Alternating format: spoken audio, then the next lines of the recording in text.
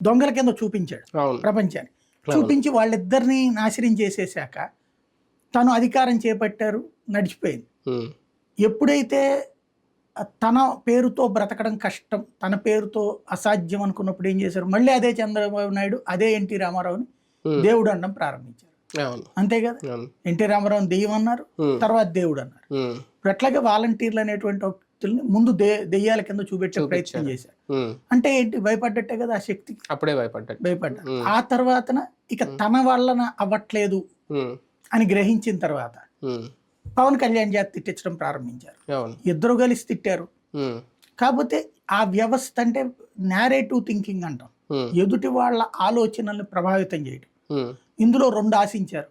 ఒకటి, ప్రజలకి ఆ వ్యక్తుల పట్ల ఒక అపనమ్మకం కలగటం.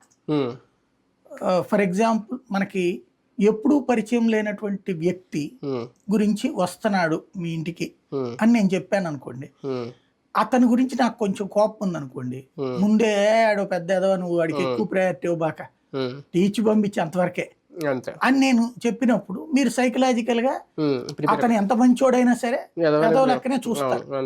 అలాగే చేద్దాం